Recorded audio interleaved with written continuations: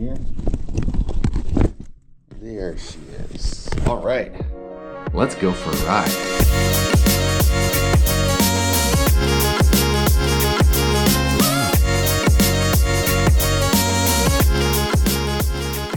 Going on a bike trip is one thing. Capturing it to a satisfactory level worth sharing to the world is another. It requires the right mindset, some planning, a little bit of law breaking, and the type of gear that is going to fit in your saddlebags without weighing you down so much that you wish you'd rather be on a train. Over the years, I've had the opportunity to explore a plethora of cities throughout the world to capture the urban and ex-urban landscapes from the view of a bicycle.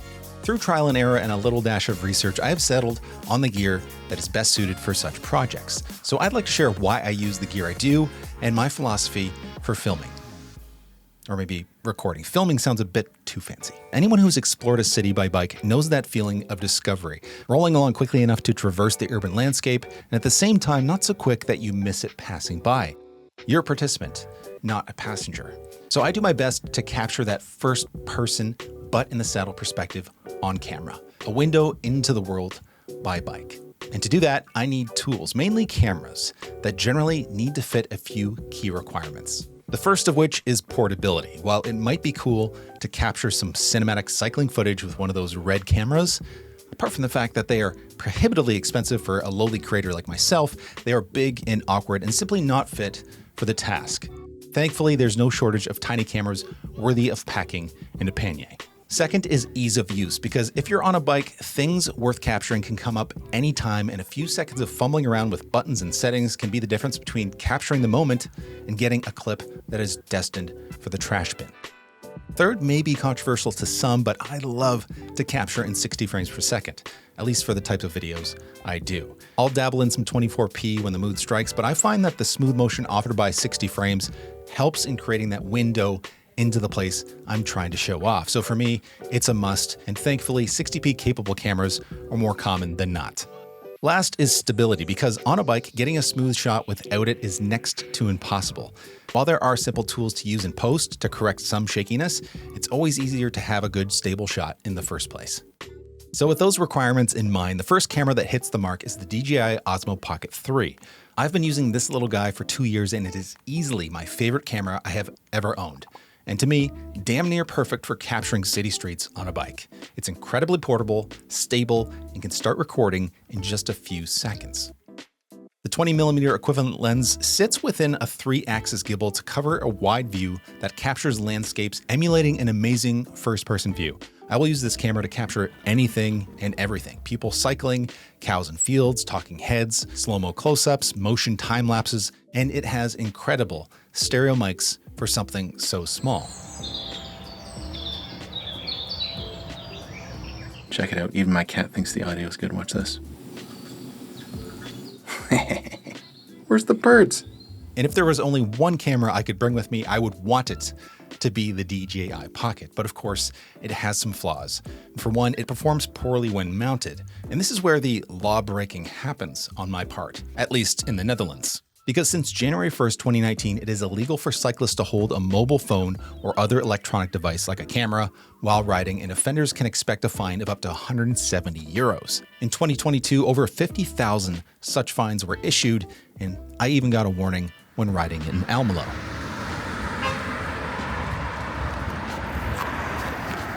Popo's getting mad at me. So let me be clear, don't be like me, don't break the laws, do the right thing, but I have yet to find a better way to capture scenes while rolling along. So if you have suggestions, please let me know. And while I love the audio without a windscreen, the wind noise is atrocious. There is a wind reduction mode that is pretty good, but kills the stereo, hence my MacGyvered solutions. Previously, I used a modified furry windscreen that worked wonders, but covered the screen, leaving me blind. The next solution was to give it the George Costanza horseshoe. Not as good as the entire windscreen, but strikes a balance that cuts wind noise and allows me to actually see the screen. But the biggest bugaboo that keeps me from relying on only this camera is that it isn't waterproof, an absolute necessity when traveling on a bike. So while I would like this to be the one and only camera I need, that honor actually goes to the one most of us already have. Because as the old saying goes, the best camera to have is the one you have on you. That is the smartphone. We have a little computer in our pockets that has the processing power 100,000 times more powerful than the computers that landed astronauts on the moon. And these aren't phone cameras of old. Even the lowest end smartphones have no. I lost my S8 Plus when I was in London, England, and I bought a phone at a shop for less than £100. It took terrible, terrible photos. Anyway, most phones today have decent video capability that in the right hands are capable of capturing stunning footage. And I'm sure you've seen the commercials shot on iPhone. That doesn't mean you or I are going to be rubbing shoulders with the likes of Steven Spielberg, but for the purposes of capturing a streetscape in the moment that's going to be compressed by YouTube and likely later watched on another phone, yeah, these things get the job done. For me, that is the Samsung S24 Ultra. It's huge, almost comically.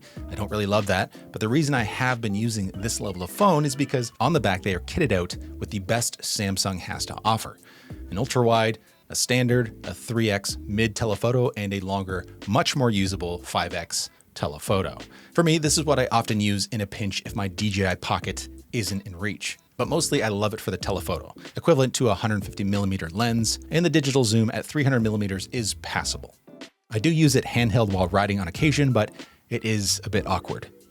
Best of all, unlike the previously mentioned DJI Pocket, this phone can resist being submerged in water, making it an all-weather powerhouse. But like everything, it has drawbacks.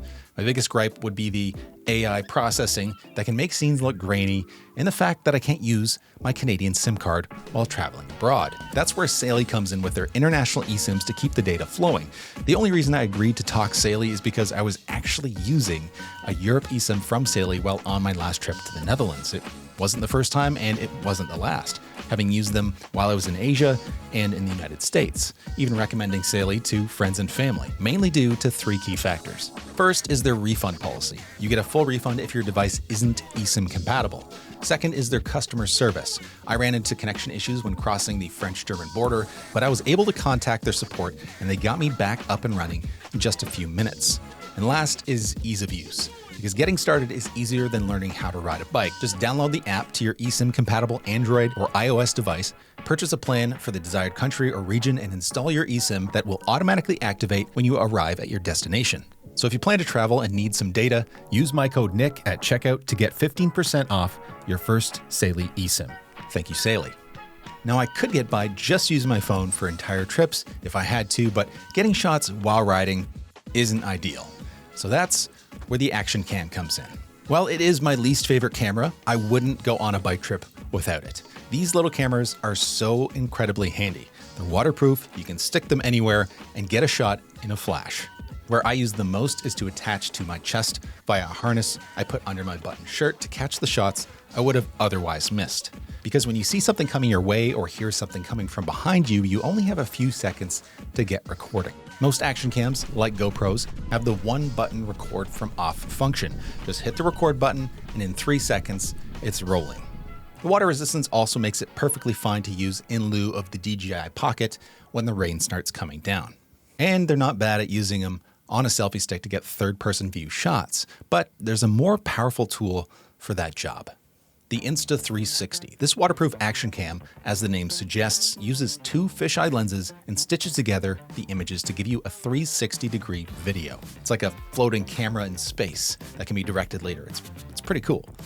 I like to use it to get B-roll of the bike I'm riding, but where it is most valuable to me is during ride-alongs like the ones I did with Roy Simons in Eindhoven, Mark Wagenberg in Den Bosch, and Cor van der Klauw in Groningen on my last trip to the Netherlands, or any number of other city tours I've done. This camera has been indispensable. It's all-weather ready, and when attached to my guest bike, acts as a versatile backup that I can point at the talent for a reaction or whatever point of interest I may have missed with my other cameras.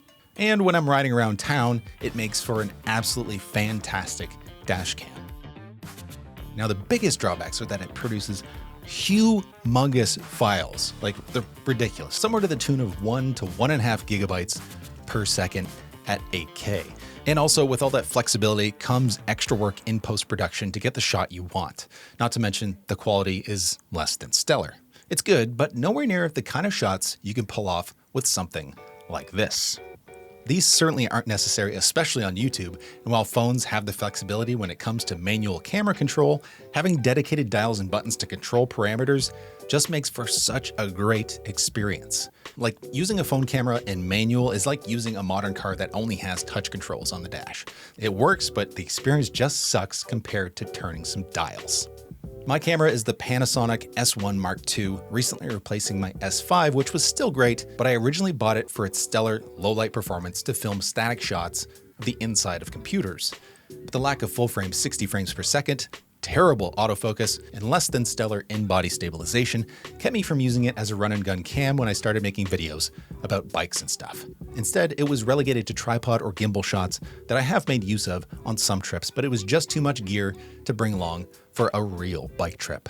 Anyway, the new camera fixes all the bugaboos I had with the S5, especially not needing a gimbal or even a tripod, leaving me with a more versatile piece of kit that I will be getting much more use out of on future trips, which will come in handy in replacing my phone for zoom shots and interviews. Now, its obvious drawbacks are the size and weight, making it more or less useless, at least for me, while on a bike. The thought of dangling the thing alongside a moving bike is just too much for me to handle. Though that doesn't stop some folks, like my friend Jordan Ross, who, in the past at least, has used his mirrorless camera in a whole bunch of scenarios. And of course, with all that flexibility and control comes wasted time getting the shot set up. Not to mention, it's very easy to get overloaded with lenses. The last camera I use is this one, conveniently attached to a drone, the DJI Mini 4 Pro. The drone is not a necessity. The drone is not required. The drone doesn't fit the main goal of capturing what a place looks like first person. But man, if it is not fun to fly it around and see the world from the sky. For tracking shots, I attach the remote to my bike and let the drone automatically follow me. I use some spare GoPro bits to mount it to the handlebars, and honestly, it works really well. The biggest drawbacks are the license requirements in some places. Europe, for example, requires licenses for drones, even the ones that are under 250 grams, and you will need to follow local regulations that will forbid you from flying in many places, like some city centers. And this is a place where there was no rule law breaking for me. I followed those rules to a T, and most countries and regions have their own flight maps that are an absolute godsend. There are some bits of gear I also consider essential but aren't cameras, and the first of which are mounts for action cameras that attach to me or the bike. The second are lav mics for when I'm riding along with somebody. And the last bit is something to store and back up all the footage I capture in a day. And for the past couple years, that has been this Lenovo laptop. At the end of the day, I unload everything I captured in the past 24 hours, connect it to Wi-Fi, and back it up to the cloud, so that in the unfortunate case that any part of my kit goes missing, I still have all the footage I have captured so far. Thankfully, I have never needed it, but it definitely offers some peace of mind. So the last thing I'd like to do is talk about the planning and the creation of each video. So for example, say I'm going to Groningen in the Netherlands. What I'll do is pick a marquee item that I can build a video around, or at least start a video with. I'll do some research, learn a few things, and when I go there, what I do is I just talk to the camera, relaying information that I already know, or just comments of the things I'm seeing. When I get home, I unload all that footage, I put it together chronologically, and from the script I already have of me speaking on camera, all I have to do is fill the gaps with the glue. That is the voiceover, add some music, put on some B-roll, Bob's your uncle, there's a bike trip video. It's actually, it's a lot of work. So that's it. Those are the tools I use and the philosophy I abide by when capturing my bike trips. If you have any questions or suggestions, you know what to do. And if you're interested in any of the gear, check the links in the description.